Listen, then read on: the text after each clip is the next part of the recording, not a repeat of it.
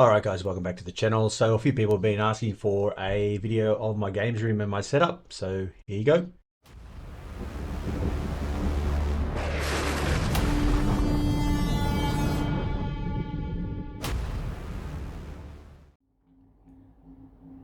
Alright guys, getting straight into it. So just as you walk in the door to the game room is a mirror there that I'm looking in there right now. And then we go over to the Bathurst outline track that I made last week. Quite happy with that. Came out quite nice. Good little background for the webcam. Pretty basic, just made out of chipboard from an old Renault that someone did that I had left over laying around. A couple of battery operated LED lights running there. I was going to run LED lights around the whole thing, but I don't mind it like that. Came up quite good. It looks quite good from a distance like that. If you get up a little bit closer, it's quite smooth on the front, and I sprayed it and everything, but it's smooth there. But then if you have a look on the side, it's got that chipboardy looking texture to it, which isn't too bad. But then I had a little blemish here. I went a little bit far with the power saw and cutting out all the excess and gave it a little jank, so I'm in the process of fixing that up now. But that's my little outline track that you might see in the stream, but for anyone that doesn't know, yeah, it's on the background wall there. So coming around the room here, put the seat back in here. I got my little bookcase there, a few little Harry Potter things on there. Me and my daughter into Harry Potter, so collect a few little things there. Got a Marvel's Comics framed photo there, got the aircon above it.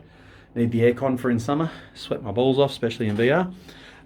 So this is my everyday daily screen for, I suppose, browsing the internet, doing a bit of editing, and I play mainly first-person shooters, a little bit of COD, PUBG, stuff like that.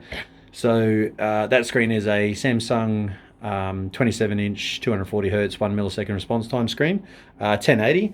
I don't mind playing. I'd rather play shooters and that sort of thing on 1080, as you can, like with the monitor, you can add sharpening and stuff like that. So it ends up looking pretty good, and I don't know, it just runs a higher refresh rate, makes it a little bit easier to play. As far as the mouse, I've got the Razer Naga Trinity. It's got that's the one with the little magnetic thing on the side where you can swap all the buttons out and blah, blah, blah.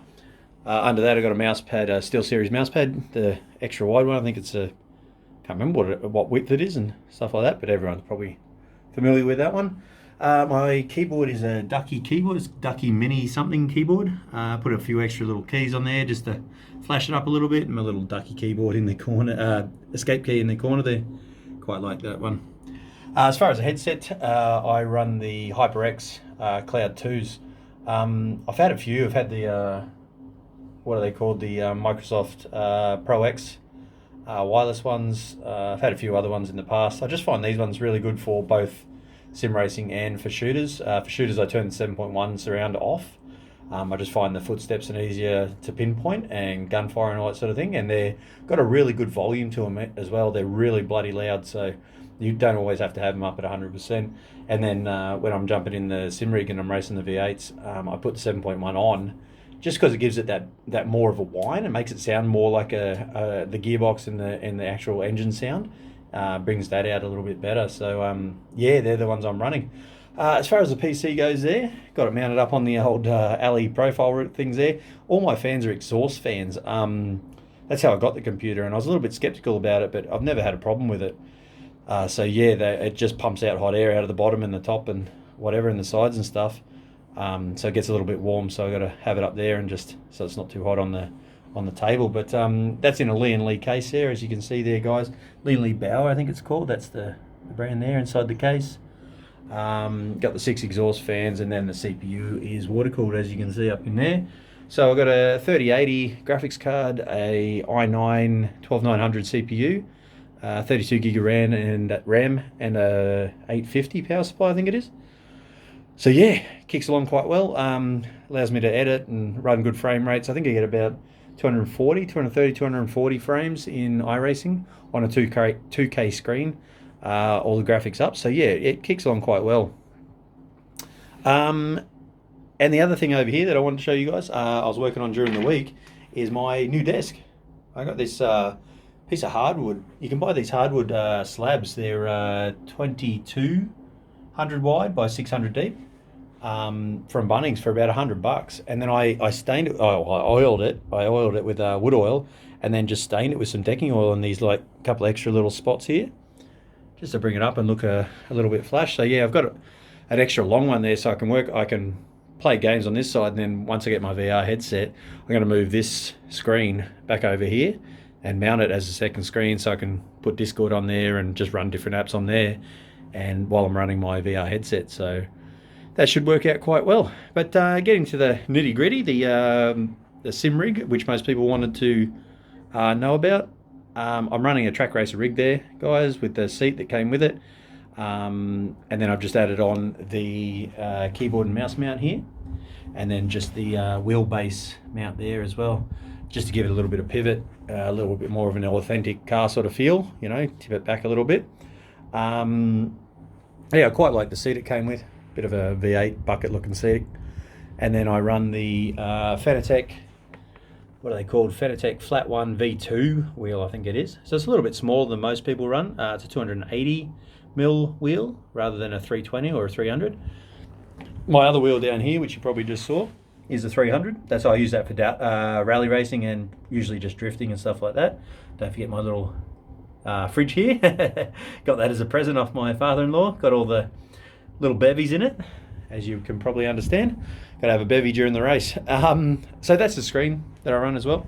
2K screen, so 1440 screen, 27-inch ultra-wide, 165 hertz, 1 millisecond response time. So yeah, that works quite well for the sim racing at the moment, until I get the VR headset, and then I'm going to use that as my second monitor or for playing campaign games or whatever like that.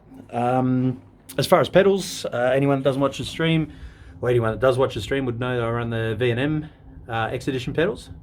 Really cool pedals. I've only had one problem with them so far. In one race they kicked out and disconnected, so that was a bit of a pain in the ass, but other than that they've run really well. They've got a nice little software package you can run, so yeah, they've worked for me for the last month now. I've had them and I've gotten quite used to them, and yeah, really liking them. As far as the shifter goes, I've got two shifters here, guys. I use this one as my sequential shifter, the Jinx Black Edition shifter. Go over to Jinx shifters and check those out. If you're looking at one of them, I think they're about $700, something like that, maybe a little bit more, don't quote me on that one. Quite a good little shifter, got a good feel to it, and then it's got that little lever on the front, so you can get a good start in the V8, really load the clutch up there and get a good launch off the line. And then for rally driving shifting H-pattern cars, I use the it's a H-pattern sequential gearbox from Fanatec. Most of you guys would know what it is, but yeah, that's what I use for that one. And then I've got my racing gloves, which I got sent from Play One Sim Gear. I wasn't a big fan of gloves, and then they sent them out and said, "Oh, I'll have a go of them," and I love them. I love racing with them now. Like, I don't really overly need them. It's just, it feels better when you're racing. It makes I know, it's just it's as if the wheel's a bit bigger, so it's a little bit easier to grip. And for some guys sweat and their hands get really wet and sweaty, probably help you guys out with that as well. Don't mind that Jack Daniels there.